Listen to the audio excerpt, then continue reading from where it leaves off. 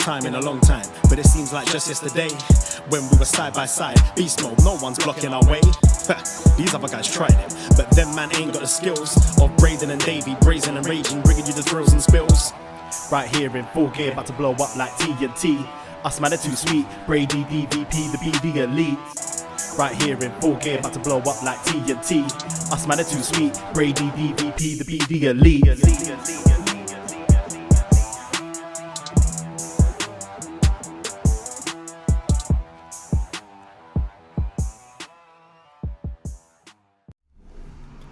Hello. Braden Herrington here with Davie Portman for BDElite.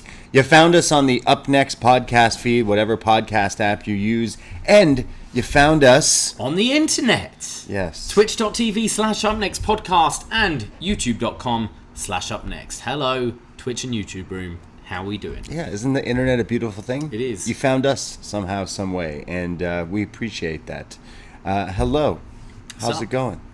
Pretty good. How are you? Yeah, we're good. We watched some Dynamite tonight. Mm-hmm. We're going to talk all about it and get hyped for Full Gear. Oh, yeah. Coming in about like 24 days or something like that. So just under a month. And we're finding out as the days are ticking down who is Newark. Mike Murray's just been confirmed. Mike Murray is Newark. Andrew Thompson, John Cena, Fire Frank, Brandon Thurston, W.H. Park, Brandon from New Jersey, Jordan Goodman. It's crazy. Steve Belenke. I don't know who that is. Jordan's taking him. Oh, nice.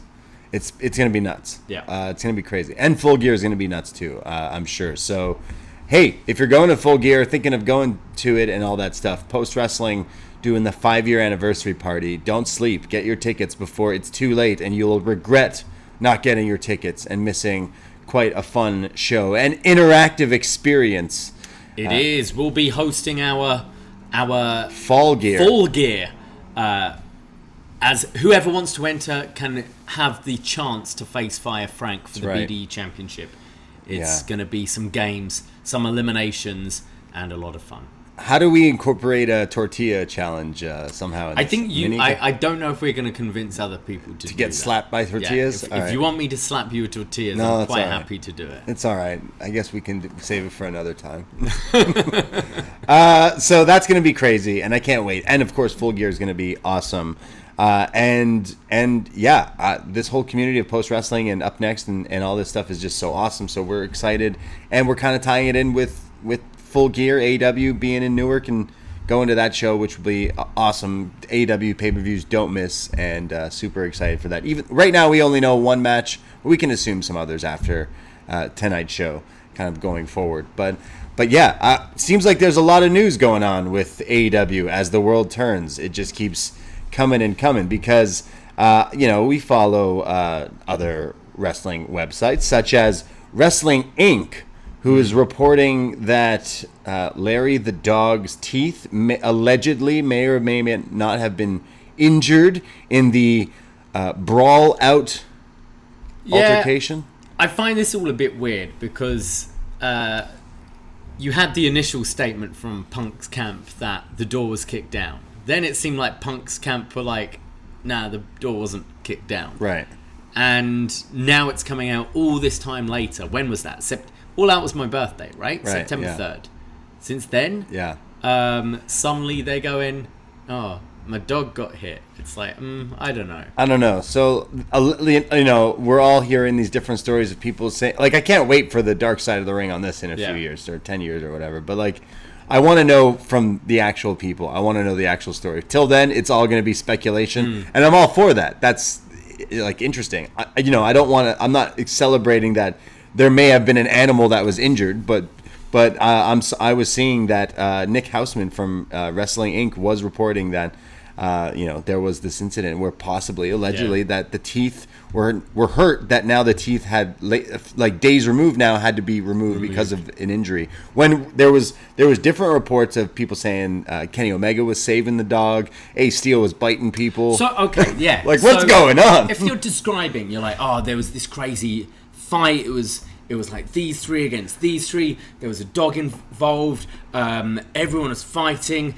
Larry got his teeth knocked out, Ace bit someone, and you were to tell me one of these characters is the dog, you would think it's Larry's the human, punched his teeth knocked out, and Ace the dog bit someone. Really bizarre. Ace is gone. Ace is apparently gone as well. Yeah. So just kind of interesting. Will CM Punk's will he be part of AEW? They tease the Elite here in this episode. Like, I would say that's a tease for the Elite, airing that like promo kind of their voices and clips of them. I feel, and this is pure, complete speculation with no evidence or anything like that. I feel the Elite came in for a chat. Punk was amped up, punched them. You could void his contract with that and be like, no, you're out. But he's fighting because he wants this buyout. So he's like, no, my dog got hit. They came in. They kicked the door down. And that's purely me just speculating with no evidence or anything. Right. So that's just you. It's again. I kind of want to know the full story when it's all kind of said and done. If we ever get to that way, if all parties do kind of eventually one day open up, U-shoots or whatever down the line, I'm sure we'll hear more information. But like, it is interesting because it's all wrestling fans want to talk about. It's like it's all like the big thing since the CM Punk thing, and in a weird way, it did help ratings. I think a lot of people tune into AEW just to kind of see, even though a lot of these characters involved were not shown on TV since this alleged confrontation, altercation. So yeah, it continues to be just like a crazy world where there's like stories coming out where people are saying this and that and biting and dogs' teeth and doors getting knocked down and fights and I don't know. Where was Luther and Serpentico when all this was going down? That's what I want. I don't know. I saw them the other week on Dark or with Rampage. my $117 ticket to Rampage. Yeah. I could see Luther and Serpentico. They're doing fine, yeah. Yeah, they're doing all right. And then I saw some clips of Britt Baker showing up on Swerve's podcast. Yeah. Which was interesting as well because, I mean, you have, again, which seems to me like an actual issue between some people and they're kind of just Wild Wild West style, like saying what they want. It's like all of this is pretty kind of entertaining as far as juicy gossip and shit goes. Yeah, sure. But like, they need to sort out this locker room, right? Yeah. Like, it's a mess. It's Britt Baker, like you had the like sandbagging incident on TV where she gave her the sandbag. It's like, I get she's playing a heel on TV, so you can give some things a pass, but I don't know. It's all weird with this whole Thunder Rosa, like people claiming she like did a Shawn, lost her smile, leaving this whole interim / not interim championship, and then I felt kind of Swerve was like goading her a little to. I felt he kind of was being a bit shitty as well, and I don't know either side, but like, as far as from the public eye, Thunder Rosa's kept very quite quiet about all this. Yeah. And all we keep hearing is every week on TV is digs thrown towards her, and then this kind of thing. I don't know. I don't think. I'm sure there's shit on both sides and all that, but I think it's kind of embarrassing coming from a company that tried to grow and had such a good couple of years, and now like the TV hasn't been as good this year. I think there has been some really good stuff, don't get me wrong, but the TV hasn't been as good this year, and you're getting issue after issue with like Sammy and Eddie, Sammy and Andrade, the Elite and Punk, and now Britt and Thunder Rosa, all of this stuff. It's just getting a bit like, sort your shit out. Yeah, like, can't we all get along and make money? Like, isn't that what this is about? And entertaining people, and instead it's like, everyone just seems to maybe not, like each other. And you still have some wrestling fans who are like, oh, it's all work and it's the new way of wrestling, how it works. But how would this be if it makes things just look sloppy shop, as AEW once put it? Yeah, really, really weird. I actually love Swerve, and I thought I have to listen to more of his podcast. I thought it was good, but you were right. He was goading her into saying, he was welcoming. He was like, all right, so tell me, and he was like, come on, and bring I felt it on. like the co-host as well. I don't know who that is. Oh, he's fantastic. Yeah, blanking on his name now. But he was kind of, I thought, taking shots because he was basically calling Britt like the star of AEW, Stone Cold, and he's going, and if do you think The Rock was like taking shots at Stone Cold? He was like, no, he looked up to him and was like, saw what he could be and was like, let's make money. But I don't know, it just felt a little shitty towards Thunder Rosa, I thought. It's weird. There's definitely different, like this wouldn't be the best way to kind of sell, something. Although, like, again, more controversy, the more it'll create views, but I just feel like it's kind of going about it the wrong way. For sure, yeah. I don't think it doesn't grow beyond the wrestling bubble. Yeah.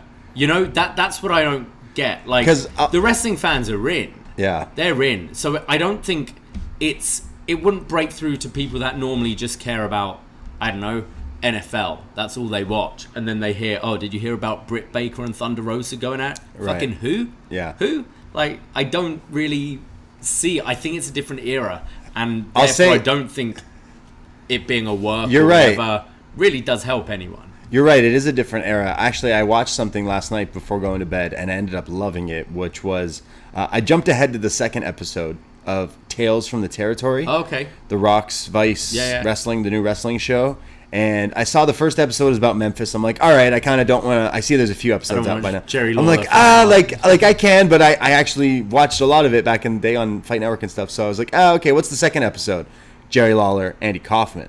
Okay. So I watched that, and I loved it, man. Like, that was awesome. That is, I think, is a must-watch for wrestling fans. I'm pretty sure Lawler airs out some stuff he's never really clarified before, and a lot of it is with Andy Kaufman being the ultimate. Is it a work or is it part of the show? Is it a shoot? Is it a work kind of thing? And I mean, Andy Kaufman, like, some of the stuff they reveal in this show is like, they're supposed to injure him, and then that was it, and then he just like gets up and leaves, and he's like laying there, and they're like, well, we can't. He's like, order me an ambulance. They're like, well, like, no, it's expensive. You have to order a real one. And he's like, I got it covered. And then it's like things like that. Like, people didn't know what, like, to this day, like, people didn't know what was what, and I don't know. I thought that was awesome. But also with that, what works about that is it is crossing over. Yeah, it's crossing over to different things. If this was like Taxi, Britt Baker with an issue with, I don't know. Yeah, Young Sheldon, Cardi B. It would cross over. Right. But this is two.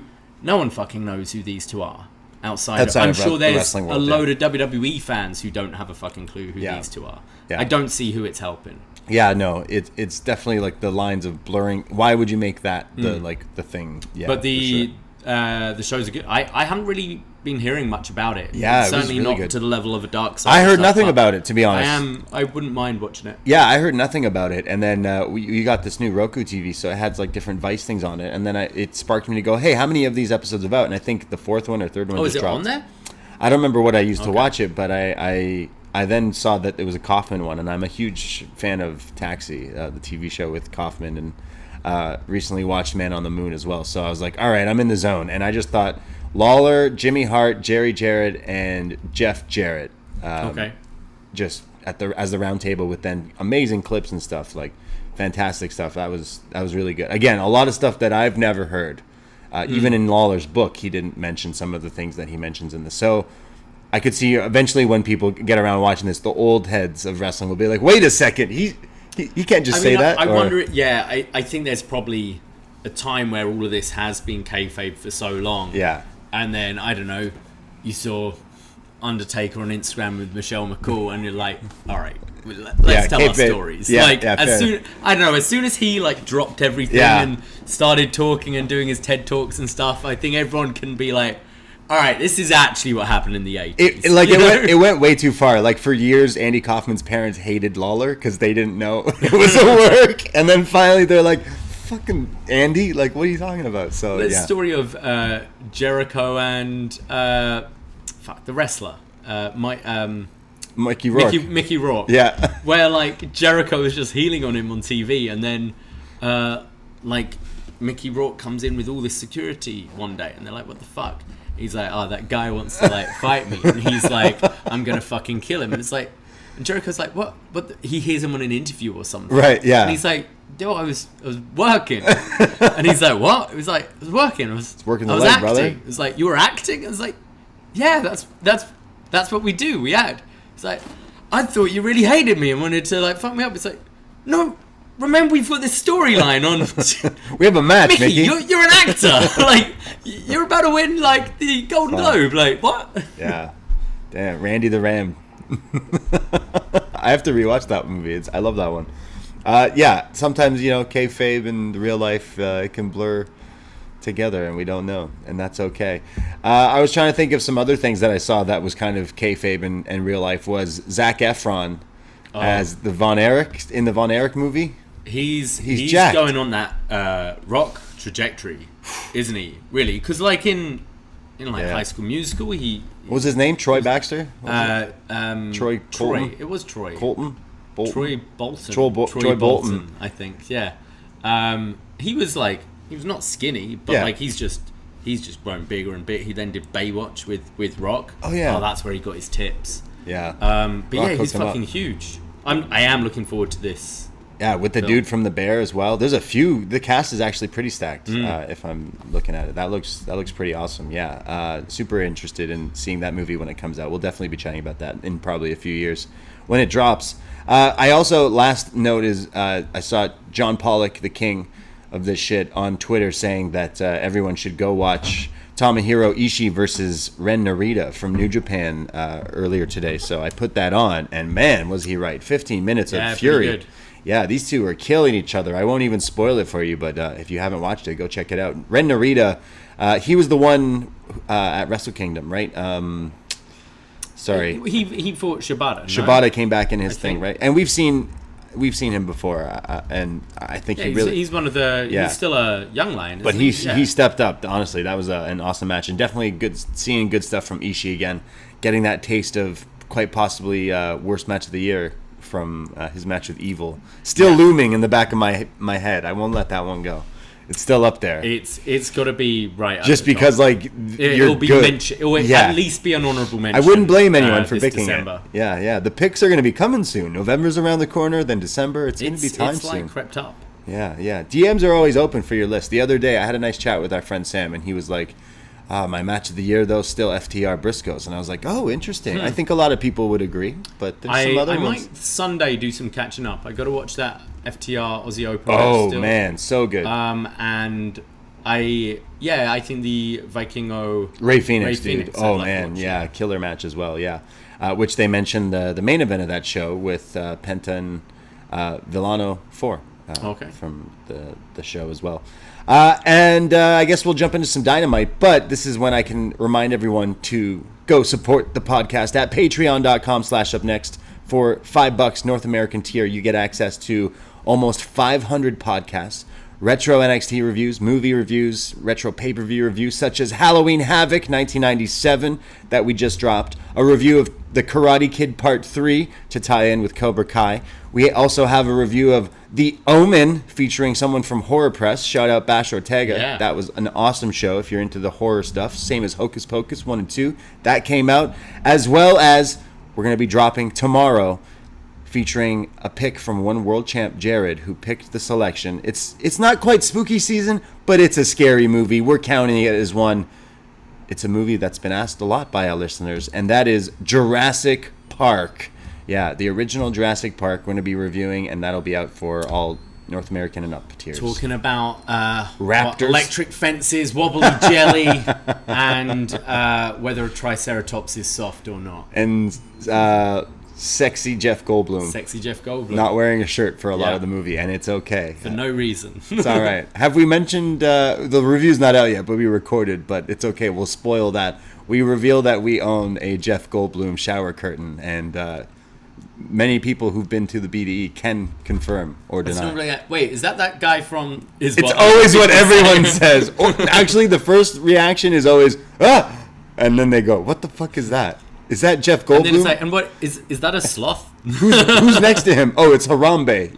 Why? Because we're funny people. Yeah, go support us at patreon.com/upnext. You get $5 per month. It lasts for the whole month. Patreon rebills you right when you signed up the next month, so you get your bang for your buck, and you can access everything in the archives that we've ever done and discussed and all that stuff. So go check us out and support your boys because, hey, this is what keeps the lights on is our Patreon. So go check it out. And thank you very much. We do thank you, yeah. Yeah. Let's talk about some AEW Dynamite from Wednesday, October 26th. And we start off with a opening tag match featuring the Blackpool Combat Club going up against the Jericho Appreciation Society. Chris Jericho and Daniel Garcia versus Claudio Castagnoli and Wheeler Yuta. We have Jericho and Daniel are getting a series of elbows from Yuta and Claudio. They're doing a lot of the Blackpool Combat Club like in stereo elbows. The swing is countered. Jericho ends up hitting the triangle drop kick and starts beating down on Claudio. And eventually he comes back with a pop-up uppercut, which looks great. Wheeler is in. He's on fire, hitting a series of moves. There's a judgment slam for a really close near fall. And then Claudio assists him in spinning him out for a tornado DDT onto Garcia.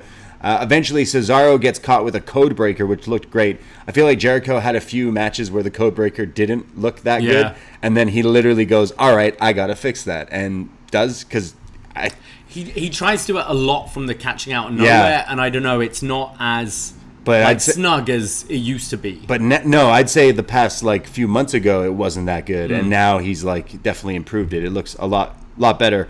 Wheeler eventually hits a huge con hilo to the outside onto everyone.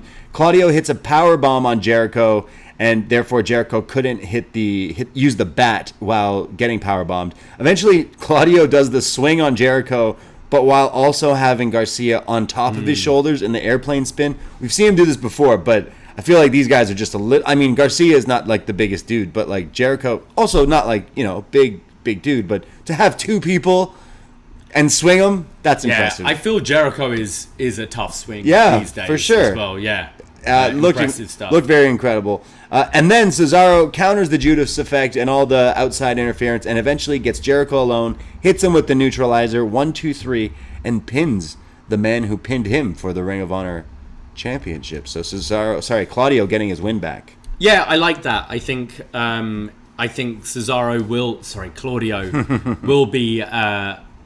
will be having another shot later down the line, and I think it works. We see from the promos later on, but it works these two being paired together for this match because they're kind of being on the same side with this Bryan Danielson stuff, and it also means you can be all right, Danielson, kind of top that in the story of the show. So I thought it was a fun match. Watching Claudio do his power up where he just takes out everyone taking out the JS. I need to see him and John Silver tag for a match and do the spot where both do it. I don't know, lumberjack match or something where they have to just take out. No, let him tag one time. No, but I'm just why would you have 5 people each side of the ring? I want them to both at the same time be taking out 10 people. Well, hold on. You could do Combat Club versus Dark Order, and then they're doing it. They're doing it at the same time, and then they meet, and it's you're me, I'm you. That would be insane. I think that would be really fun. Also interesting, has at least I don't know. I don't watch Rampage all the time. What's that? But I don't think Claudio's won with the neutralizer. It's been mainly the Ricola bomb since he's come. Oh yeah, true. Yeah, so it's cool to see that. So just interesting him winning with his old. His WWE finisher. Yeah, are we to assume Jericho faces him at Final Battle? Yeah, I think that makes sense. Right, that's the main event. Yeah, and you could do. Oh wait, so Full Gear's first, isn't it? Yeah. So you could. They do need to be on the pay-per-view. So yeah, I think maybe you do Claudio Jericho at Full Gear, and he gets the title back, and then you do at Final Battle. It could be Joe. Claudio? No, Joe. Joe Jericho. Oh, interesting. Okay. Yeah, possibly. It depends. Yeah. Or you could flip that. Yeah. But yeah, I definitely see a rematch down the line. We go backstage. Renee Paquette, her shoot name, is there with Bryan Danielson, who's got a match later on with Sammy Guevara. He says he's frustrated. He's frustrated Jericho beat him. He's frustrated that he's got to face Sammy Guevara. He's frustrated that Wheeler Yuta was frustrated with him. And he says, even our own boys, it seems like there's some issues here. So tonight I'm going to take it out on Sammy Guevara. And it's not anything personal with Sammy, but I really don't like him. And I hate him, and I hate his... Well, no, it's funny. He says, like, I know everyone hates him right now. He's like, everyone hates him right now. I don't hate him, but he's got a stupid fucking... Stupid smug smile face and a stupid vlog that he loves to diss. And this is when Claudio and Wheeler, who just are coming back from their match, walk in, and Yuta's like, "Hey, you're frustrated with me? Well, I'm not your son. I'm a grown ass man, and I can make up things for myself." And kind of gets in his face, and Claudio stops them from like getting in an altercation here. But the inside feud from the Combat Club kind of happening. I like it. I thought this felt quite real and less sports entertainment when we've had these inner fights. Like, right. it feels like something you'd have in a group. It's like, yo, you're not my fucking dad. Yeah. Like, that kind of thing. The guy, Claudio here, being like, yo, let's chill. We'll talk this out. We don't need to fight. Yeah. And Regal being like teacher, almost. Right. I thought they all played it really well. And I think Wheeler's been impressing, actually, with the kind of, stories he had to carry recently and promos and stuff. Yeah, I wonder if we go to... I know it's kind of odd, but would Danielson-Yuta be the Full Gear match? Oh, okay. I can see them definitely having a match to, like, right, let's get this out our system. Yeah. That kind of thing. Not as enemies, but, like, right. All right, we need to blow off some steam and... Yeah. It I could can be see Full them Gear. do that sort of thing.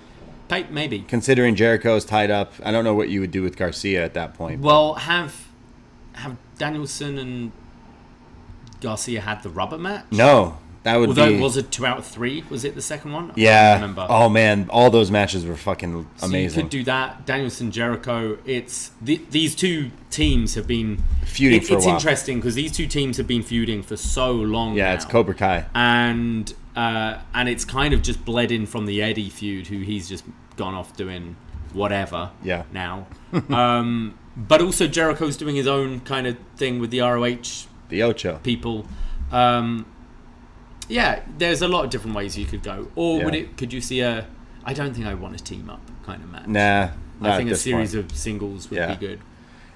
We have a video where it's showing clips of days before AEW, clips of the Elite, basically teasing the formation of Double or Nothing and All In and All Out and stuff. But the video is like taking them out of the... It's like all these key moments from them, like right from the press conference kicking off AEW. Yeah, and like then being Thanos snapped out of it. Yeah, I don't feel so good. Yeah. So clearly a tease that the Elite are coming back. Scripts. They're scripts because they're scripts. Yeah, this is them because they're disappearing. Yeah, this is them being officially written off. So then they're... if you don't follow the internet, where have the Elite gone? True. Yeah. Tony just came on and got vacated all the titles. We don't know what happened. Yeah. This is their official write-off, and they're showing up in the Fed next week as scripts. Someone there's got to be a lot of people out there who don't know where they are. They're just like, oh, I guess they're just not around right now. I think that we'll see them show up again. I think that they should wrestle at Full Gear. I think this is the first signal that we would be seeing them. I would instantly put them in the trios match with Death Triangle. I guess that would be the move. But the problem I see with that, which I obviously will be a fantastic match. I think did they face in the tournament? I can't remember. There were so many different matches. They did. Yeah, there's so many different. The problem is with that is you kind of want the Elite to win right away, and it kind of just kind of shits on Death Triangle a little. Well, their storyline is they're imploding anyways. We've had to leave. You've got our titles, but their storyline is Pax turning evil anyways. So I mean, could do that in some way, shape, or form.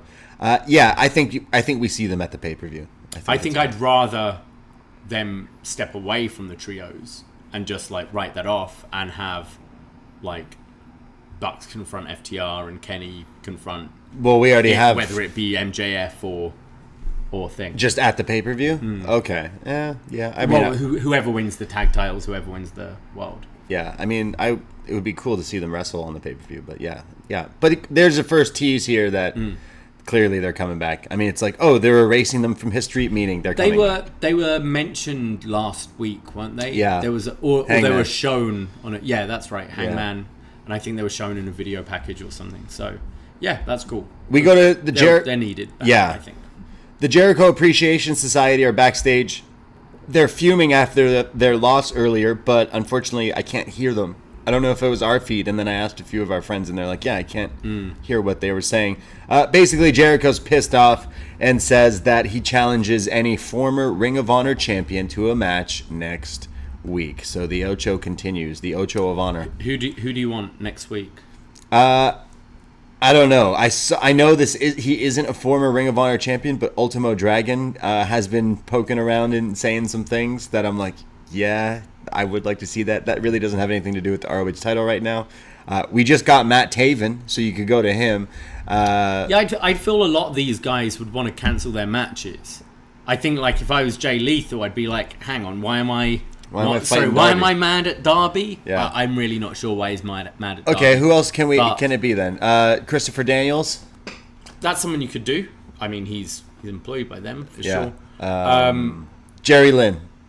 I think that was his write-off. I think that was their moment. Getting tombstones? PCO. Would you bring in PCO? PCO, yeah. Recently re-signed with Impact for another year, but that's okay. He can come in. It's fine. Who else? Adam Cole. Don't know if that's going to be the case. We said Matt Taven already, right? We have, yeah. Any of the... Jay Briscoe? Jay Briscoe? Damn. Isn't it Jay who won it? It's Jay Briscoe who won it, yeah. That would be pretty wild. I don't know. I think Christopher Daniels. You think Daniels? I think it's like a safe bet because they I think they're going to do this a few times, so I do expect. We need the Jerry Lynn match. We need to see. He tombstoned him, but I think that was his like write off though. Yeah. I think they're like, we can't have a match. I'm going to give you the safest tombstone ever on the. Damn. He's very slowly went down. With I really want to see that match though. That'd be great. That'd be good. What if Jerry Lynn's like, look, I can't wrestle, but I want someone to fill in for me, and it's RVD or someone. I don't know, someone who's not been ROH champion or something. Yeah, cool.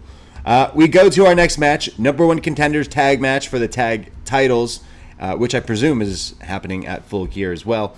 FTR taking on Swerve in Our Glory. The Acclaimed come out before the match starts, and they scissor with chairs, and then they sit down to watch the match from the ramp. And Tony Schiavone saying, smart move by the veteran manager Daddy Ass, because why not study your opponents firsthand here? Exactly. Giving Daddy Ass the rub. And the Gun Club doing the same in the front row. They're in like wigs and I think they're dressed as FTR. Was that the thing? Oh, okay. Because I thought, are they trying to be in disguise? And then commentary kept on going, it's the Gun Club front row. So I think they were trying, because one was bald. Right. One was in a bald wig. Oh, which one's Dawson? Which one's... Yeah, I think that's what they were going for. Well, this match starts off with Swerve kind of doing some cheeky stuff, and Keith Lee, his own partner, kind of giving him this look like, hey, come on, what are you doing? Keith Lee is in there with both members early on and does the crazy leapfrog drop down into a double crossbody onto both of them. The crowd heats up. During picture-in-picture, Swerve is now beating down on Cash and keeps kind of being a bit more ruthless and attacking him. Finally, Dax is tagged in, who hits a series of crazy German suplexes and more Germans, and then Cash hits the Dragon suplex for a near fall. There's then Swerve and Our Glory, who come back with the forearm enziguri combo on Cash, and then an electric chairlift by Keith Lee, who then spins him and throws him into Swerve, who hits a sit-down Liger bomb for a near fall. Eventually, Dax comes in and goes to powerbomb Swerve, counters a Rana and catches him in midair, deadlifting him. The muscles on Dax, basically going for the slingshot powerbomb. That counter is turned into a Rana counter. But when Dax finally gets to his feet, he counters another Rana into the slingshot, into the powerbomb. But Swerve kicks out. Yeah, this is great. Yeah, crazy crowd reaction here, and a definite reaction from me and you watching on our couch. We then get the headbutt by Keith Lee to Cash, just leveling him. But then Lee goes up with Dax, and then Cash finally gets up to the other corner, and they do the superplex splash combo. But this is on Keith Lee, who's a huge dude. They play it up like Cash didn't deliver the splash properly. Yeah, I actually really liked this because commentary, whether it wasn't as clean as FTR would normally do it or what, commentary did it in such a way where they went, oh, he got like the side of him. He didn't fully get all that. And it was a 2 count. So I thought commentary covered it quite nicely, but then the replay kept deliberately cutting out the impact. And I was like, no, you should actually show that, especially if it's a 2. If it was the finish, you know, cool, okay, maybe you might want to sweeten it up. But it's a fight. And I think you should embrace kind of the...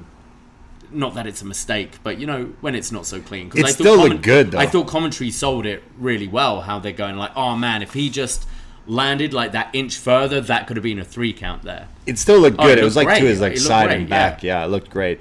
But Keith Lee kicks out of it. Eventually, they hit Keith Lee with the big rig, which is a very big rig there for a near fall. But it's swerved because the near fall is when he pulls Dax out of the ring. This was shot brilliantly as well, because you thought it was it, and then Dax just disappears. I thought, great near fall here. Yeah, Swerve pulls him out of the ring, and then when Keith Lee and the ref don't see Swerve, low blows to Dax, and then the Gun Club ringside grab onto Cash, holding him down, and Keith Lee doesn't know that Dax was hit with the low blow and hits him with the Big Bang Catastrophe for the 1-2-3, and Swerve and Our Glory are now again going to be facing the Acclaimed for the tag titles. But Keith Lee didn't know his partner was doing the cheeky shit. I really like this because I think, first of all, I thought the match was great. Yeah. I think both teams have actually been putting on some really nice stuff, but FTR are just having that absolute killer year. This was no exception. I really enjoyed this, but I love the booking of it because I think the end goal is to get these AEW titles onto FTR. I think it has been a goal for a while. Yeah. And I think they deserve it. They have been the best team of the year in the world, I think. But also, it feels really soon and a bit shitty to go to FTR Acclaimed right now because the Acclaimed are still in a little bit of a honeymoon period. For sure. They deserve these titles, and I think it would be nice for them at least to have, you know, one pay-per-view cycle defending them.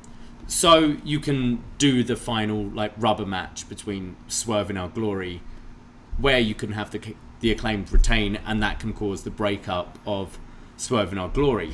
And then you're having all the little seeds being planted along the way with Keith Lee like not being happy with Swerve's cheating and that kind of thing.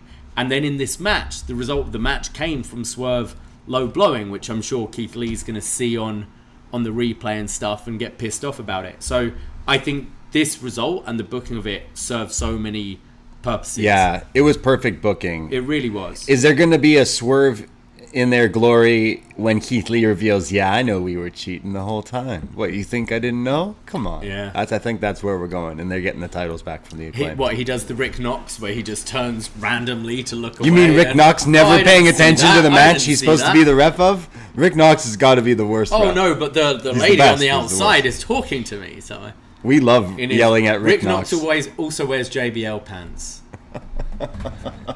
He fixed them this week, though. JBL? Yeah, because he has Twitter. Out of all people, he knows better to wear pants like that. Did he do the Undertaker thing? You know when Undertaker lost his bag or forgot his pants or something? So borrowed the Godfathers? Godfathers. Was that what JBL did? Should've. Did he come in gym gear or whatever? Borrow Omos's pants? Exactly. He came in his... Omos had a match. What's going on with that on Raw, by the way? The JBL Combat Club, Cino told me that was something going on. Him and Corpse? He's Corbin now? Yeah. Oh, man, that sucks. It's great stuff. Ah, okay. Yeah. So I won't be watching Raw again. I really love this tag match, though. The booking of the ending served the purpose in getting everyone over. FTR, I hope, continue to be booked because they continue to show that they have amazing matches. Best tag team of the year, no doubt. And want to see them on the pay-per-view. But Acclaimed Swerve in Our Glory 3 has to happen at Full Gear, I think. And it'll be even better than the other ones, which I can't wait to see. So, scissor me, Daddy. Yeah. Yeah. We go to Renee Paquette backstage with Saraya. And in comes Britt Baker, who starts yelling at her, interrupting her. Britt Baker, the queen of interrupting people in promos. And basically, don't start with me, bitch. And Renee says, look, if you two want to do this, this isn't the way. I know a way. Oral sessions next week on Dynamite. So that's what we're getting. I really like, they're giving Renee a lot of the Tony Schiavone spots. Yeah. So Tony's like, I can't run around this. Tony's steps are going to be depleted on his Fitbit. I know. He's going to need to find a new workout. So tennis or something. So they're using Renee for a lot of those segments. And I always thought in WWE, she was someone that showed personality. She's great. But they're letting her be like, have her full personality now. And I like that, whereas a Marvez would cower away at these two fighting, she's like, oi, no, we'll do this next week. Stop this. You're not interrupting my interviews. Right. Drawing on her history with Saraya as well. Yeah. No, I thought Renee was great. And also, something they did on this show that I think they announced it before the Danielson Yuta bit is they how this is now the Mongo position. Because of the guy that worked for AEW, I'm trying to get his name here, Brian. Fuck, I had this written down earlier. I feel bad, but yeah, it's the guy that they did a tribute for on Dynamite last week or Rampage last week, who passed away. Okay, yeah, their gorilla position is named after him as the Mongo position. Oh, amazing! That's awesome. Brian Muster. Nice. This guy pour one out, passed away last week. So yeah, for real. They've actually changed the setting. I don't know if you've noticed, but they stood like literally by the curtain to come out. It was a little darker. It wasn't like in front of an AEW screen or stuff. So I like that that's kind of her corner now, the Mongo position, and also pays tribute to him every week, which is pretty nice. That is nice. That is very nice. Well, Renee is having a busy night because now she's going to have an interview with MJF outside on the stage for the crowd here. It cuts to MJF coming out to a huge ovation and someone in the crowd with a MJF is better than Moses sign.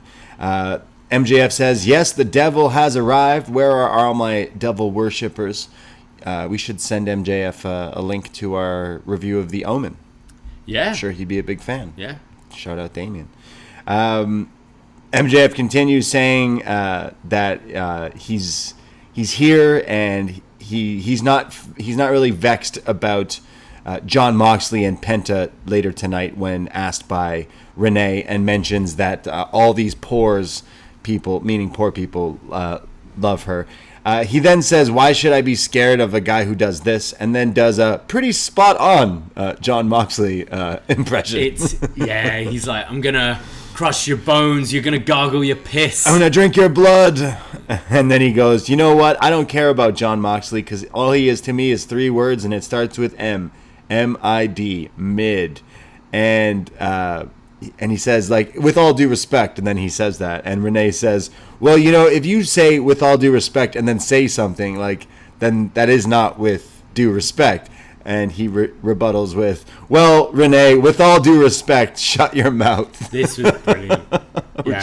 which got a huge laugh from us. But also, like, the elephant in the room is, this is Moxley's wife. Yes. So, like, almost like, tread lightly what you're saying here, MJF. He then says that it doesn't matter what Moxley says, and it doesn't matter what that flea-infested old man, William Regal, who says he didn't have to use the Nux. Well, how about this? I promise I won't use my Dynamite ring at Full Gear. I won't use it. Because that chip has turned into the chip on my shoulder, and in Full Gear, my backyard, I'm fighting for every sorry scumbag who told me I wasn't good enough. When Stokely walks out, I almost still call him Malcolm Bivens. I think I've got him written as Malcolm Stokely. Malcolm Stokely. Yeah, nice. He starts talking, but MJF ain't having none of that and kind of knocks the microphone out of his hand and says, if you ever interrupt me again or lay a finger or anyone else in the firm touch Jon Moxley, then you're fired. And then he says, now finish my catchphrase, people. My name is MJF and I'm better than you and you know it. Another promo kind of continuing the feud, but I think it was a little interesting considering it's Renee. Well, also he's playing being a babyface. I thought last week's segment with Regal, I thought MJF came on top, even though Regal kind of had the last word. He then did the thing that you'd never expect from him at the end, and that's, announcing his date, not doing a sneaky cash in. Right. He's had this story, kind of like I think I said last week, it's like he's been explaining his origin story right from that Punk feud. Yeah, he's Joker. Well, it's like explaining how when he was a kid and people threw like nickels and dimes at him when he was trying to be in the football team, and then going to see his hero CM Punk, who then quit. It's like all these things are like his origin to the email with Regal. And I think people are starting to, I think that the hiatus, people see this guy as a star, want to cheer him now. Whereas you watch that first year or two, like it was nuclear heat for this guy. People want to cheer him now. Yeah. And he plays with that. Like he's like saying how much he loves Virginia, and still and I think this is how he should play it. He still is a heel and a bit of a prick. He's like, for all your shortcomings, Virginia, I love you. And it's great. And then the line that, with all due respect, Renee, shut your mouth. It's also cheeky funny, whereas before he'd have been like really, really biting towards her. Yeah. Where it's a little, I'm being a bit of a prick to you, but it's also kind of funny. The Moxley impression, funny. I thought this promo was great, but with all this stuff with not Bivens, Stokely, coming out, you go, okay, this is MJF's game plan here, or at least at this point, and that's why I found the end quite interesting. I'm like, MJF is luring Mox into this false sense of security where he's going, no, I want to do this the honest way this time. I want you at 110%. I'm not even going to use my diamond ring. And it makes you think that, he's going to win by a beatdown from these guys, a diamond ring punch to the balls, and then 1, 2, 3, or whatever. Right. So at this point, I'm like, you're playing this babyface thing really well, or tweener thing really well, but is this genuine? Is this all going to be his master plan? Because he is the devil. The devil inside, yeah. I love his promo, and I'm hyped for the match. I think they're doing a good job of this. I was a bit more confused by the end of the show, but we'll get to that. We then go to the Kingdom, because he's Matt Taven. He knows it. What's his catchphrase? I'm Matt Taven. And he's awesome? Oh, no, it's because I'm Matt Taven. Because I'm Matt Taven. Yeah. I hope he's the guy who faces Jericho next week. The Kingdom. What's Mike Bennett's catchphrase? I'm Mike Bennett. You see, at least Matt Taven has a catchphrase. Because it's stuck with you for years. I'm Matt Taven. You bring it up like every 3 months. Because I'm Matt Taven. I gotta say Matt Taven's. It's all like, it is. We're reviewing The Omen right now. Why are you doing it? Because I'm Matt Taven. I love Matt Taven. I know you do. He's great. Never forget, world champion, MSG. He brings up the fact that Wardlow and Ward Joe, I should say, are Melvins. That used to be his thing in Ring of Honor, calling people Melvins. And he then says that he's a former Ring of Honor Grand Slam champion, meaning tag, TV, and world champion. When it cuts to videos of Wardlow and Samoa Joe talking about how it doesn't matter about all the other accolades that you have or what you have done, because when you get in the ring with us, nothing else matters. It's just us powerbombing you and making you a victim of the Powerbomb Symphony. And then I could be wrong. Am I crazy, or was Samoa Joe on vacation? It's Mimosa Joe. Mimosa Joe wearing a nice Hawaiian shirt. Both them together, like Wardlow in his suit and Joe in this Tommy Bahama? Yeah. Sponsored by Tommy Bahama. Dynamite. Yeah. I don't know. I was like, I want to see the catalog with these two. Tommy Bahama. Kind of down. I mean, summer's over for us. Like, button-up shirts and funny shirts are over. I did make a little picture on the Up Next thing, so go and retweet. Go look at Mimosa Joe. Look at Mimosa Joe. I love Mimosa Joe. Shout out Samoa Joe and his great Hawaiian shirts. Great TV champion. I like a Hawaiian shirt. I know. It's just too bad it's like getting close to wintertime now.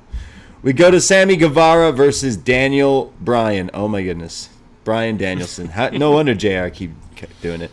I don't know where he had too much wine tonight. Yeah, that could be it. This match starts off with Sammy Guevara dodging Danielson's moves and eventually hits a double spring jump cutter for a near fall. Eventually, they're going back and forth again. He hits his classic backflips into counters. Danielson finally grounds him and puts him in the Romero special, trying to make him submit here, and eventually just starts hitting with all sorts of different strikes and forearms. Eventually, Sammy counters with a huge pop-up knee that stuns Danielson and then sends him to the outside and hits a top rope springboard moonsault to the outside. Just a thing of beauty here. To remind everyone just what he is capable of here. Sammy then starts to pick the pieces of Danielson apart with some kicks and gets him in the ring and starts hitting with like his own yes kicks. But Danielson just starts no-selling it and shaking his head like, nah, I ain't taking that weak shit, and slaps the taste out of Guevara's mouth here, and then hits him with a series of chops and kicks. There's a flying elbow. There's then the backflip where he lands on his feet. Eventually, Sammy comes back with a Spanish fly. Eventually does that move, kind of like Andrade, actually. Found it interesting. Guevara did this move, but it's the move where Andrade does the moonsault, lands on his feet, and does it again. So they had the fight. So. That's what I'm saying. Yeah. Yeah, it was interesting that he did it. Because Charlotte does it as well, because Andrade. Eventually goes for a standing star press, but the knee's up from Danielson. Eventually hits it with a Spanish fly again off the top, but it's a near fall. Danielson counters a move with a poison Rana, the best move going. Sammy leaps into this one as well. Sells it. Danielson eventually hits him with the Busaiku knee, sending him into another world, and then says he's going to get his head kicked in, and that's exactly what he does. Holds the arms, stomps this poor kid's heads in, and then puts him in a triangle hold, and eventually Guevara is put to sleep, and the ref waves it off. Bryan Danielson wins the match, defeating Sammy Guevara here. He said he was frustrated. He clearly was. Really strong match between these two. Nothing really to fault it, but I don't know, I feel like I'd have been more into this a year ago. They did do it before, no? I'm not sure. Yeah. I just... There's something about Sammy right now that he's got a bit of that, I don't know, like X-Pac heat. Like, actually, for sure. we just did a best match ever X-Pac, and it's like, oh, you watch him back, this guy's really fucking good. Yeah. But at the time, people just didn't want to fucking watch him. Yeah. And I'm getting that a bit with Guevara, with all the stuff going on right now, and just how he hasn't really moved on from being, Jericho's lackey since the beginning of Dynamite. Yeah. And therefore it's like, I couldn't fault this match technically, but I can't say it was just another good match I've watched this week.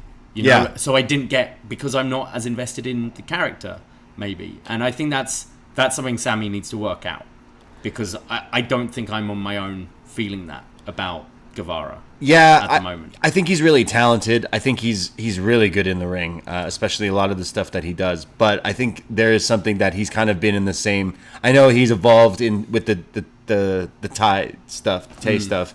But I mean, I guess that's another thing. Once your dirty laundry's aired out a little bit, people tend to do that and pick sides and boo you and not really care about your stuff. But and that's where he'll get out of it. That's kind of what I mean by the X-Pac stuff. It's like, oh, you watch this match back in 10 years time, or people watch it in 10, 20 years time for the first time and go, why did everyone hate this guy? He's fucking sick. He's great. He's awesome. And it was a really strong match, but I can't say it really grabbed me as much as, say, the main event or the FTR Swerve in Our Glory match. Yeah. It was a strong show of wrestling, don't get me wrong, and that this is no fault of the match. But it's just a feeling I kind of have with him as a person and a character right now, because he hasn't really evolved. Yeah. He felt like it was when the TNT title thing happened, that incredible ladder match with Cody, and then that's when all this Thai nonsense and is he a heel, is he a baby face, going back vlogs. to Jericho, all that happened, and it's just, oh, you've regressed. Yeah, it feels there's something's not the clicking, and it could be the fans' reaction, especially. But I think he'll eventually get out of it and still be a bigger deal. I do think he just is super talented. But yeah, still a strong match, but not the highlight of the show, but still pretty good. I got into it. We have Rey Fenix backstage, and he's with Alex, and Rey Fenix mentions that He's excited for his brother Penta to be a double champion tonight, but Rey Fénix wants to lay his claim for being All-Atlantic champion when Christian Cage and Luchasaurus walk in, and Christian says, "You must be talking about the next All-Atlantic champion, the big killing machine, Luchasaurus," when Orange Cassidy comes in and says, "Well, let's do this next week, baby." So basically setting up a triple threat All-Atlantic his title second match. triple threat in a row. Wow. Is this his gimmick now? That he, like... Starts fights with other people who... No, I think it's more... I can't be asked to have two matches. Yeah. So it's like, all right. We'll just fight, bro, All right. if you want. You both want to go for it? Fine. I'll just so I get, do it. do it in one day. Rampage. Two birds. That's pretty much how we all feel about Rampage. Rampage. Yeah. We're doing it tonight. We're Yeah. taping it. Oh no, these are live Rampages. These days, aren't Yes. they? Can't wait to not watch it. Yeah. I like Orange with this title. This is next week, though. This is on Dynamite? I think so, yeah. I think they announced it for next week. Okay. So. I thought it was Rampage, but either way. I'm enjoying Orange with this title. Can't say I'm too invested in this as a championship, but it's fun with Orange, and I like the carrying it in the bag stuff. The backpack. Yeah.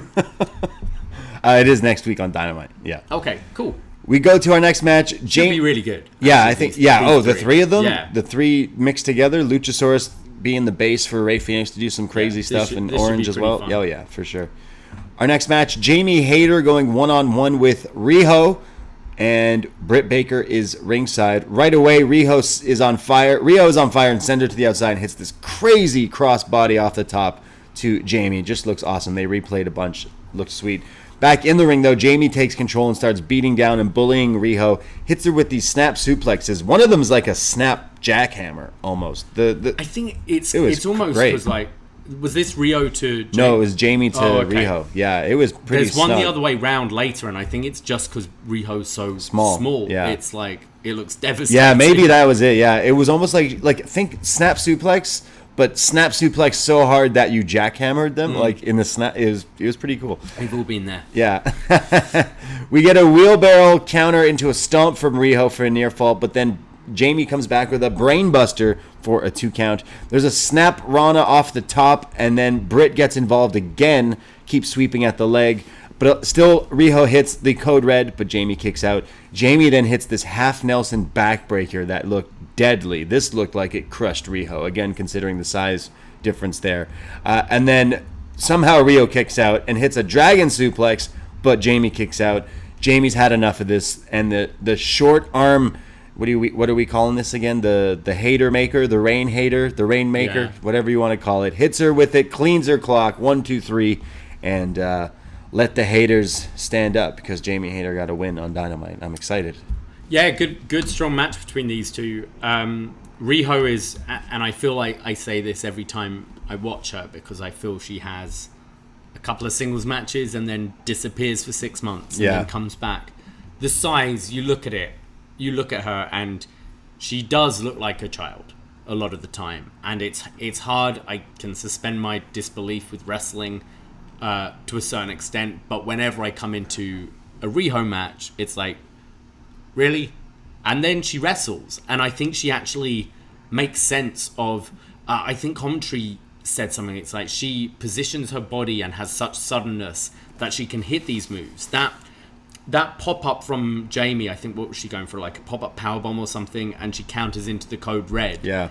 It looked legit, and it looked like it would actually kind of work in a fight rather than, oh, we're going to cooperate and do this thing now. I don't know what it is about her, but and her stomps and stuff, she's a Rey Mysterio to me, like very fast. She does it in a way where you go, oh, I'm believing this, even though you really have to win me over. I'm believing that you're taking the fight to this girl. And Jamie's got some size on her as well. I thought these two had a good match, but I'm pleased Jamie won. It's time. I'm hoping they're going, because it feels like now the story is both her and Britt are kind of chasing for this title. Yeah. So I hope it is Jamie that beats her to the post. And yeah, no, I really like this as well. I'm in the same camp as Riho. I thought that maybe the first half of this match was a little slow, and then as soon as it got really going, I was definitely sucked into it, and Jamie winning is awesome. I definitely see big things for her. The crowd is just giving her a big reaction. It's basically like the same formula. Wardlow, Batista, like, you know, your hustle, your side monster, who's your security, is getting over because, you know, that's just how how it works. So it's easy. But she's also just really good. We've seen a lot of her before AEW, and she's fantastic. So, yeah, kind of interested to see where that goes as Toni Storm comes out and just stares them down from the entrance ramp. So, letting them know that she is the interim champion. I'm not the real champion because we don't really know what's the story with that, but interim is the word. Renee Paquette busy tonight talking now with Eddie Kingston, who is giving us a ton of fake smiles. He's like, see, I'm smiling. He's mad, as always, the Mad King. And then kind of hopes that there's big things for Mox tonight and excited for him to retain. Okay, so as someone, you didn't watch Dynamite last week. Rampage last week. Did you? No. Did you know what was going on here? Are you a Rampage expert now? No, I happened. Spoiler for the latest behind the BDE. Yeah. Had friends over. You watched Rampage, bro? And just killed them on night one, right. And they slept all day. So I ended up staying in Friday night and watched Rampage. So I saw Rampage last week. I don't always, but I'd say we're pretty big AEW fans. Yeah. Who don't watch Rampage, especially going to Rampage like a few weeks ago. Exactly. I don't want to watch Rampage ever again. So did you have a clue what was going on with this Eddie Kingston thing? I had no idea what he said right here. Exactly. Okay. So like I was a little confused. Yeah. But that's my fault for not watching the show. No, but look at the ratings. It's half. Like Rampage is like less than half of Dynamite's viewership sometimes. Right. Well, more than that. Yeah. Yeah. So like you're talking over half your audience don't watch that show. Yeah. So like you need to kind of fill us in a little better, maybe. Because I think what happened last week was Eddie was talking to Death Triangle on Rampage. Okay. And they were talking to him about, because he had the decision reversed at Grand Slam, if you remember, because it was weeks ago and we haven't seen Eddie since then, where he beat Sammy and then kept the stretch plum in, right. And then they reversed it. Okay. Right? And then Pac basically got in his face and was like, yeah, you need to get your shit together. You want to win championships, you can't be doing shit like this. Grow up. Damn. And Penta and Phoenix were like, yo, chill. So the thing is here is Eddie's kind of pissed off about how Pac spoke to him last week. Right. And that his friends are like kind of on his case. Got you. But like watching it, I kind of forgot because I watched it late on a Friday and was tired, and right. I kind of forgot what was that, and this promo still was a little confusing to me. So for half your audience that don't watch that show, I don't think they didn't show any recap. They didn't really spell it out to us on commentary or anything. No, they didn't. What was going on? Instead, we just get Eddie doing these. I'm saying something, but I'm clearly thinking something else because I'm doing this really awkward fake smile, and you're just going, who, what? Because last time we saw this guy on Dynamite, I think was that Sammy Guevara match. So it was a while ago. I just found this. I thought this was pretty shitty. Yeah, we love Eddie. He's one of the best and one of the most over characters, and kind of having him on the sidelines is odd. Again, it's on me. I did not watch the show, but you cannot blame me. That show is not.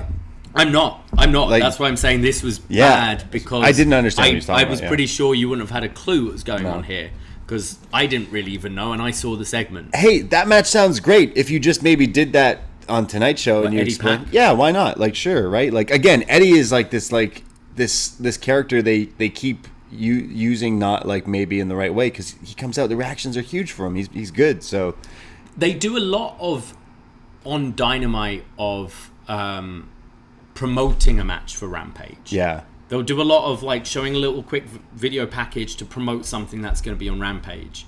Because a lot of time, I guess it's to tell the audience in the live arena or whatever. I don't know.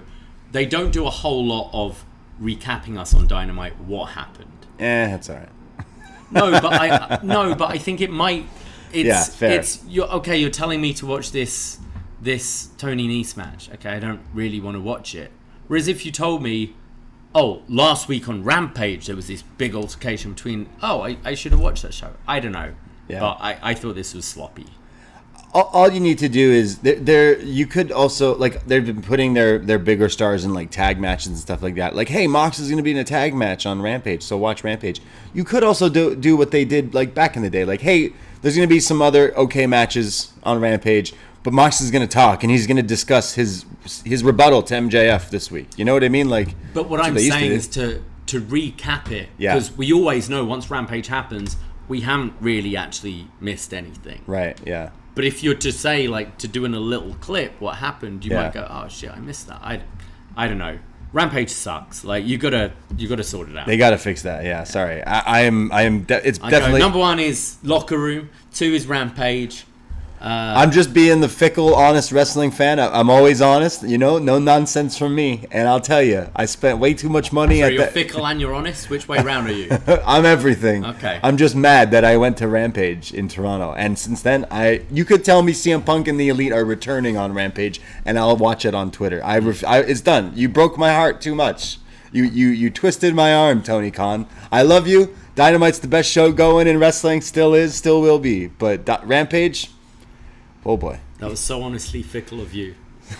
Or was it fickly honest? It was both. Okay. This is Rampage, baby. Honestly fickly honest. There you go. Exactly. We go to a video for Darby Allin, who also is promoting his match on Rampage. Guess who he's facing? How excited. Are you going to tune in to watch this match? Darby Allin versus Jay Lethal. Oh, wait, that's next week on Dynamite. My mistake. I think there was a glitch in the Matrix, because I think I've seen this. I purposely didn't watch that story in this match before. Yeah, I purposely didn't watch that one already, and now I have to watch it. I'm a little confused. So, yeah. So Jay Lethal and Darby are feuding for reasons. Darby talks about how he's been at the lowest of lows and how Sting talked him down and says, I didn't come out of retirement for no one. I came for you because you're Darby Allin. And he says that he's here. It shows him clips of like skateboard accidents and jumping out stuff. It cuts to the pantomime Batman villains. He kind of semi wrote off Sting here, is what I got. He was like, you might have noticed Sting hasn't been here for a few weeks. Where the fuck is Sting? I think since Grand Slam. But basically said like he was gonna quit. Sting talked him out of it, and then he's like, all right, but I got to do this on my own for a bit. I gotta fight Jay Lethal by my own. Yeah, but I don't know how long this is gonna go for. But Darby seemed to like want to like step away from Sting for a little bit. So maybe Sting's having a vacation. It's also weird. I feel like Darby is a character that's cooled off because they cooled him off. Yeah. You could have him... I think you can say that about a lot of this roster. It's like he's over. He's so over. He had the, like, with the ratings, he had, like, the highest it's really ridiculous, man. And new fans, like, get into this guy right away. I don't get it. Really odd that he continues to feud with fucking Jay Lethal. No disrespect to these guys, but, like, again... But even I enjoyed some of the matches they had with House of Black, but even that, I kind of felt a little beneath them. Yeah. Like, I feel by now Sting and Darby should have challenged for the tag titles. Not necessarily won, but I think I think that's a big pay-per-view match. Sting and Darby going against the Bucks or whoever, you know? I feel that's something we could have done. And I feel Darby should be up, like, challenging for titles or in big main event feuds right now. I think Darby's a bigger star that they have 100%. Organically created, and you're just having him fight Jay Lethal again on. Yeah. Well, hopefully that's the blow off. I guess so. Yeah. But Jay Lethal and what's the name? Sanjay Dutt talking about the friend they're bringing next week. Any ideas? So the match is Jay Lethal versus Darby, but they're bringing a friend to be like ringside to interfere and help Jay win, I guess. Yeah. So who's the friend? Like, I don't know who has history. I don't. It doesn't make sense to me. Well, what do you mean it doesn't make sense? Like, is it from Ring of Honor? Jay Lethal is that? He's still... just saying he's got a mate who's coming. Oh, okay. You can. It's wrestling. You can write whoever. Yeah. But do you think it's a debut? Do you think it's someone returning? Like, I feel like Jay Lethal just insert promo copy. I agree. Paste, I agree. so but if this care. could potentially be a big feud for Darby down the line, who could you see it being? Who would interest you? Bring back Brody King to fight him again? I don't know. I'm bringing a friend back to beat you. I don't know. That's on Dynamite, so that's not Rampage. I'm gonna say Miro. I don't know what their history would be and why they're friends, but make them friends. It's wrestling. Make it up. Darby and Miro, best friends. No, it's Jay Lethal's friend. It's someone to feud with Darby. That's what I'm saying. Got you. I'm not saying someone to feud with Jay Lethal. I'm saying if you're gonna debut someone who sounds cool to be starting a feud with Darby Allin. Yeah, maybe it's someone who's already just in the roster, like that they already have. They don't make it sound like it's some big surprise or anything, but I don't know. They've talked about it like 2 weeks now about this. Yeah, did they talk about it on Rampage? They did. They've talked about it quite a few times now. So I don't know. They're hyping up some sort of debut or return. All right. Well, here's the lineup for Rampage: Claudio and Yuta versus Matt Menard and Angelo Parker, Madison Rayne versus Ty Mello, Wardlow versus Matt Taven. That's Rampage. Are they filming that now, or is that another live show this week? It's not too late. Sell your tickets. No, it is too late. It is too. I tried to sell the tickets. Dynamite next week. Darby. They even took them off. Like I couldn't actually. Yeah. They pulled them from StubHub for me. Yeah, because Rampage. That's how bad it is. Yeah. Next week, Dynamite, Darby versus Jay Lethal. Daddy Ass Birthday Bash. That sounds fun to say. You see, that sounds better than all of Rampage. If the Daddy Ass Friday Birthday Bash. On Rampage, it's the Daddy Ass Birthday Bash. But his birthday's next week. I'll tune in. Halloween Havoc was last week. AEW All Atlantic Triple Threat, and the sit down Renee Soraya and Britt Baker, and then Jericho versus a former world champ is happening as well. Nice. But the main event is Jon Moxley, the champion, putting his title on the line against Penta, and they basically based this off of a Twitter video they made where Jon Moxley was talking about how he wants to lay out a challenge to anyone in the locker room who doesn't have fear like him. Well, we know who doesn't have fear because this man has zero fear because he tells us 6 times whenever he's in a match. Penta walked in with Alex and basically cuts a promo on Moxley in Spanish, and then Alex goes, Penta says, and explains, and then Moxley says, actually, I can speak Spanish, which is fantastic if you remember all those years ago when Jon Moxley one time joined the Spanish announce team on SmackDown as WWE champion. Right. He was like, actually, I'm going to go sit with these guys, and then goes over and was like, sí, and said a bit of Spanish, so it's a callback there. I thought it was really odd the way they set it up. I think just nitpicking, you could have just said this match is happening. Eliminator match. You didn't need to make it for the title. You just told us the main event of your pay-per-view. Why would you do this? But it's classic wrestling. It's fine. But I saw people being like, why would they this was a dumb way to set this up. I'm not overly upset by the way it is because I'm kind of hyped about it. When really the story is, hey, Penta did a really good job last week and kind of got a lot of people talking. We're not using him a lot, is what they say. Let's use him. So then they do this, but they did it this way. See, I feel that is where wrestling fans are being fickle. Yeah. Because so often they just throw up a graphic for a match and we go, that sounds cool. Why is it happening? Yeah. And then they give us a reason and we're like, well, that's weird. Why wasn't that? I think for me, that video made sense to me because it was kind of Moxley almost pissed off that the match ended in that way. Right. Like he wanted to have a full match and he didn't, so he kind of wants to go again. Sure, I think it does both things because I think it is a match that just showing the graphic looks cool enough. But if you happen to follow their socials, you do get that little bit of backstory for it. I don't know. I also saw a lot of hate. It really didn't bother me. Yeah. That's all. Yeah, because usually they just go, hey, this match is happening, which also is fine to me sometimes as well. I know what you mean. It's especially when they've quietly eliminated the rankings thing. Okay. It's why is Penta having this? Because he took the mask of and it is. Milano and I did appreciate in MJF's promo that a few times he was like, after this happens tonight. Right. So, yeah, maybe, or even not an eliminator, but just a match. We'll put him in good position or whatever. Just a match. Just say, hey, you're Jon Moxley. You say you have no fear, but I'm Zero Miedo. Let's find out. Yeah. Boom, done. You don't need to mention the title. Just have the match. Who's gonna bleed more? Down the line, I would done. You've got Full Gear booked or something. I agree. I think it didn't have to be for the title. Because saying it for the title, we go, okay, we know who's winning this. Yeah. That's just But classic. Also, we know either way Of course. who's winning it. Of course, yeah. Yeah. They're not using Penta right. Yeah. We go to Mox versus Penta. Penta does not come out in Joker Penta gear. He saw Shotzi show up. I spent so much time on this graphic for this To show. make Joker It wasn't Penta. even... I thought like an early runner for the title could be Joe versus Joker. I'll tell you right Dom now. versus Joker. That's why he lost. You know, we get really way too nice listeners out there and lovely fans. If you want to know Braden, we get listeners being like, "Hey, can I send you guys this? Can I send you guys this?" Someone find where I can find the Joker Penta mask. I don't want a Penta mask. I want the Joker Penta mask, and it'll go up right here on our set. So, accepting all donations for where I can get this Penta Joker mask because it's sick. But his gear tonight was awesome. This was like classic Ultimate Penta. Yeah, classic samurai almost. Looked really sweet. Excalibur on commentary really putting over the whole Triple Mania main event with Penta putting his mask on the line and winning and everything. Again, I would highly recommend. Villano? Yeah, it was great.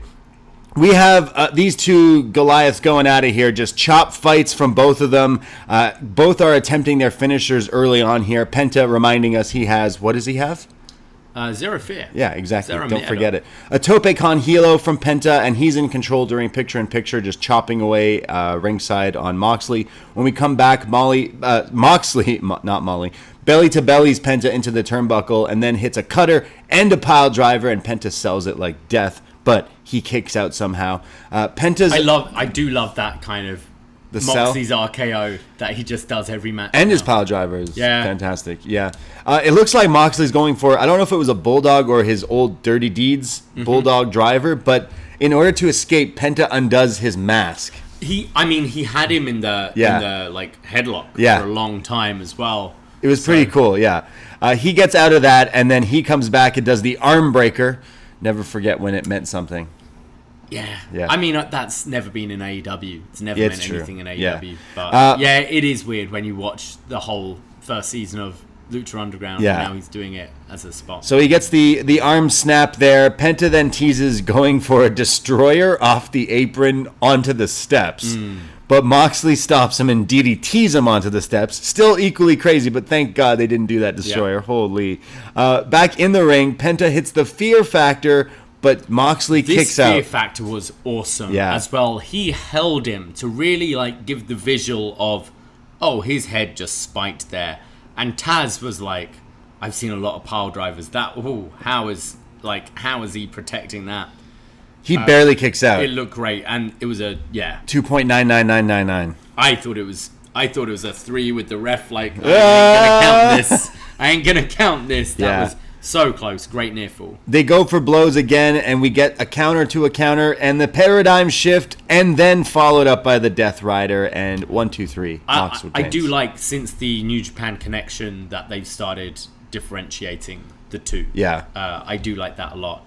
I also like how kind of a happy accident, you could say, from last week's match is Moxley's King Kong Lariat is now a finisher. True. So that was a big near fall, and I felt they built up to that moment quite nicely in this match. It is a move he hits most of his matches, but now it means something more because and obviously we're saying this knowing Hangman's okay. Yeah. But it's something you can do now. He knocked out someone last week with that move, so it's another great high point to his matches. Yeah. Eventually, it'll be brought up. They didn't want to bring it up, obviously, but that will be down the line. Yeah, down the line. I just felt commentary were giving a bigger call to that move now and stuff. So but I think Hangman will. They didn't really mention him at all. No, they didn't. Which was surprising. All the love to Hangman, because I think, especially that he's okay, you would have thought maybe you tell us a comment to your viewers, because that was fucking scary last week. Yeah, true. You're absolutely right. They didn't do that at all. That's wild. Yeah, I would have given us. Or maybe they did, and the sound was weird. Yeah, their sound was weird today. This was a fun main event. It didn't get to quite the level that one day these two could have an all-time bloodbath. I'm surprised we didn't get any blood in the match that I thought we would get a whole. It looked like Mox was bleeding at one point. Maybe they're both like, I gotta let this scar tissue heal. Like, we can't look like I can't just break this open every week. Yeah, I told you I was watching Tales from the Territory. Yeah. Man, a lot of people's foreheads on that show. Okay. Yeah, of course. Yeah. Even Triple H's is pretty bad today. Yeah. And he wasn't doing it like Dusty was back in the day. Yeah. This was still a fun match, but it didn't get to like a big level. I think part of that is just we don't buy Penta, which I think from the beginning of AEW, you could have a year in had Penta as a big legitimate main eventer. Right. I think the same with Phoenix. I think maybe there's possibly a bit of the Dolph Ziggler thing with them, where it's I think it's been too long that I don't think we'd buy them in that top level. One day I could still see it. I just think in the position right now with all the stories going on, it will take a lot of work to get them up to that. Yeah, I don't doubt that they like you could heat someone up, no problem. I just think that this match, like the way it was for the title and stuff, made it a bit weird. It didn't get to a quite epic level that these two are fucking some of the nastiest, most violent motherfuckers in this game. So they got a lot left in the tank there. If you set that's Mark Henry, like say like next year or sometime or whatever, when there's no title involved, and these guys just get in a blood feud of who's the scariest dude in AEW, and they just have a feud, and you give them a match at a pay-per-view like the match Mox and Kenny had at one of the early pay-per-views, that barbed wire spider net thing. Oh, I completely agree. And I bet you they'll put on a match that will have people talking about for ages. But this one wasn't quite there. But yeah, I completely agree with you. I just feel that would have happened by now. Like splitting the Lucha Brothers, they've been. I kind of don't see them separating now. Like they could not separate and still have someone feud and stuff. Like it's fine. And Penta is a huge, like, hearing the crowd go nuts for him on that Triple Mania show. There's a lot of people there. Like he is the biggest luchador star going right now for sure. Well, after this, Moxley is then attacked by W. Morrissey. Yeah, big Cass. And the Firm, the Gun Club, and Lee Moriarty and All Ego Ethan Page. They attack Moxley, and it cuts to backstage, and I thought, what in the WCW is going on? As they show the Blackpool Combat Club's locker room has been chained shut, and they're banging, trying to get out. We don't see them, but we just see the door banging. As Alec Marvez is like, oh, I don't know, they've get some bolt cutters. I just was thinking Nitro instantly. Hey, it's attention to detail, because otherwise we would be going, where are they? Yeah. So the beatdown's happening, and they did say we're all going to sit down and talk this through. This is true. So I'll give him credit for that. Well, MJF comes in and he's hesitant to run down for the save, but he runs down to the ring and basically shoves Stokely away and says, stop it, I've had enough, I told you already, so now you're fired. I don't want to work with you guys anymore. So this causes all of them to attack MJF, super kick from Ethan Page, and then they beat him down, the Ego's Edge, and then Morrissey chokeslams MJF through a table ringside as the Firm stand tall as Dynamite goes off the air. So they didn't listen to MJF. So this is where it gets a little confusing. The mystery begins. Well, I like it. I think it answers that question I had earlier at the promo. Is MJF kind of just like teasing us, and it's all his long plan to... It would be very Russo, I think, to now... No, actually, we've been together all along, because this was quite the beatdown. So yeah. I think this is to actually go, no, MJF is now going to be this tweener who people treat as a babyface. I do like it, I think. Yes. I think it's maybe sooner than I thought would be getting MJF going this way. I think he's going to be a tremendous babyface. I'm not saying he's pure white meat yet, but I like this direction for him. And I thought I kind of actually dug this confirmation. And I think if he does beat Mox, it does give him a lot of validation. What I also like, I really like Ethan Page.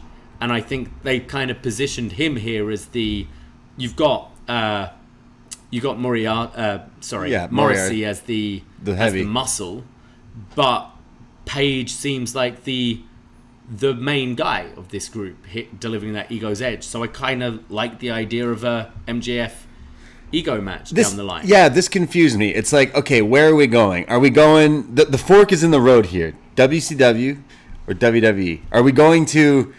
Actually, they beat me up, but it was my plan to trick you. Which would be shitty. Which would be kind of TNA, like aces and eights kind of shit. Or you go the WWE route where it's, well, now, before their pay-per-view match, MJF and Mox are going to team up and have a tag team match on Dynamite. I don't think they need to team up. MJF rarely wrestles on Dynamite. Yeah, true. Full stop. I don't think you need to do that. I think you can play Mox not trusting him. Yeah. But I think at the end of Full Gear, I think MJF's going to be a champion and Mox is going to go fishing. Finally. And Ethan Page could be a nice TV first feud for MJF, and I like that for Ethan Page. So I don't know. I like some of the guys in this group, and I like that it feels a bit elevated with them. I think Stokely is a great talker. I don't know. I find it interesting, and I'm kind of looking forward to seeing this. MJF is a very complicated character, and I think that he's one of the most interesting characters in there. And I think it would be kind of cheap to just pull back on this and be, no, I'm the devil. Remember? Right. I think I like this story of his whole, starting off as this super fan to being so like beaten down by anti-Semitism and his heroes letting him down, that he's become this absolute prick of a human being, to kind of acknowledging that and being like, actually, no, I am a prick, but I'm a really good wrestler, and I want to prove that I am a good wrestler, I'm not just a prick. I think it's an interesting story they're telling. Or is this like him basically still being puppet master, threatening Stokely, I'm going to fire you, knowing they'll attack him, so that when Moxley has the match, he thinks he's the good guy, and then boom, diamond ring to the face, saying, I tricked you. He set that up as well, kind of in the promo. Exactly. He was like, I want to win. He says he goes, where is the lie? He does the CM Punk, where is the lie? You guys better not interfere. Well, they did, and then MJF tries to save him, and then they beat the shit out of him. He also said that he would promise not to use the ring, so maybe that's where he turns and switches. I'm interested by it. It's interesting, for sure. I kind of did like there were reports that the Elite were backstage tonight. Elite and Don Callis were backstage tonight.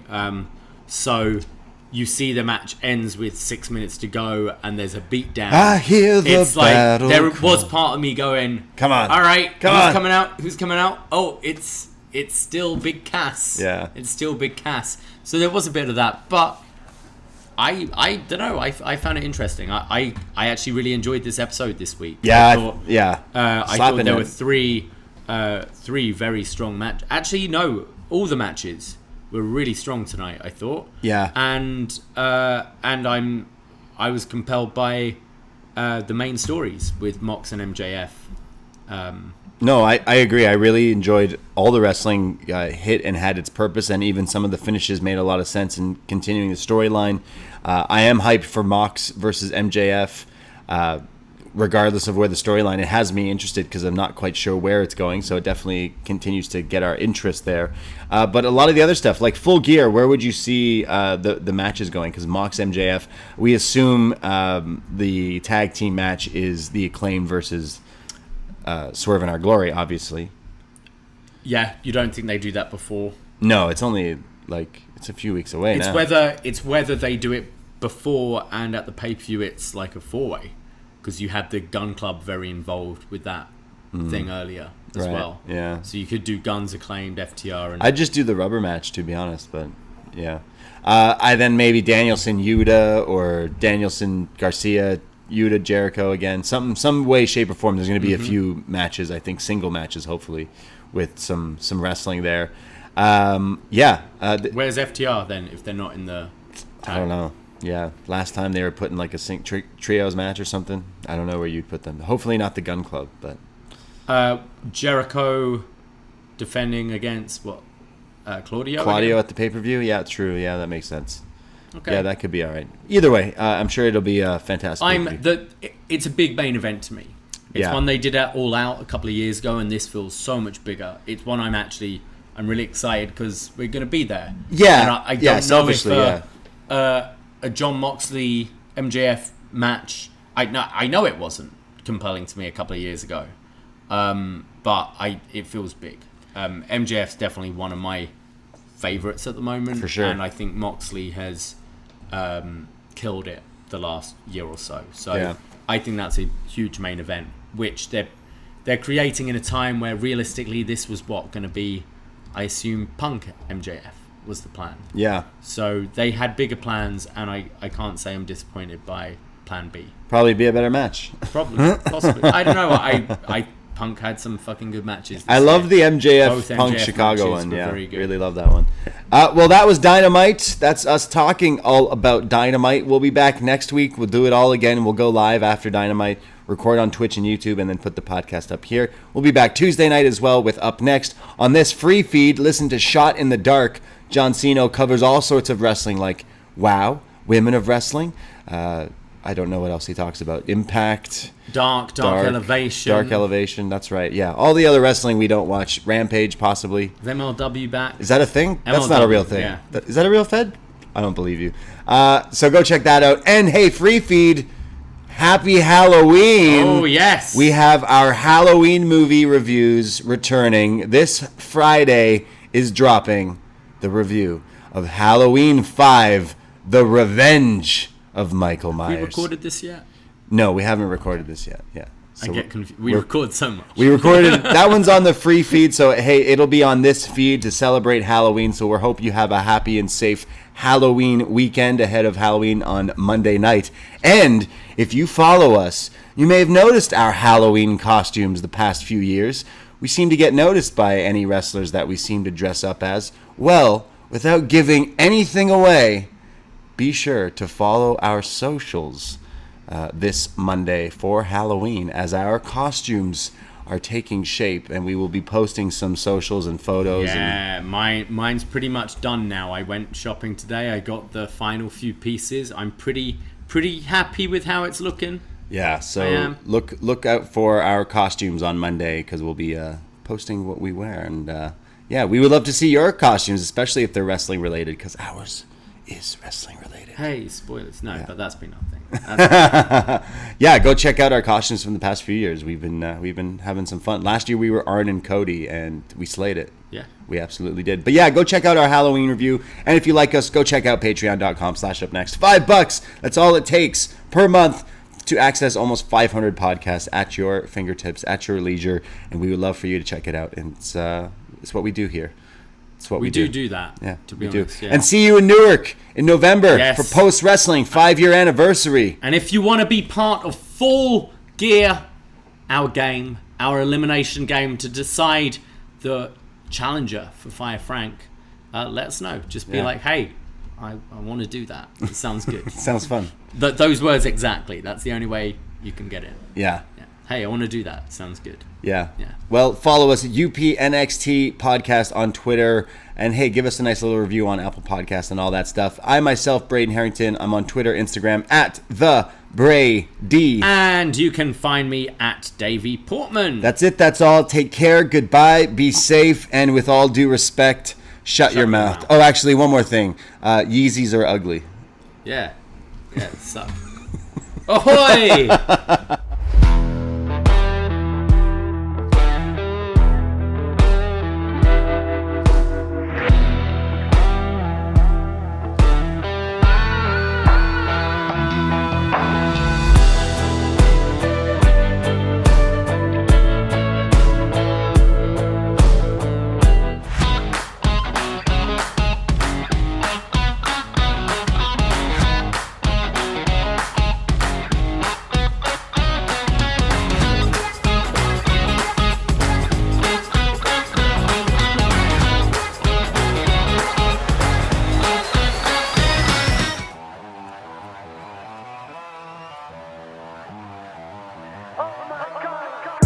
First time in a long time, but it seems like just yesterday when we were side by side. Beast mode, no one's blocking our way.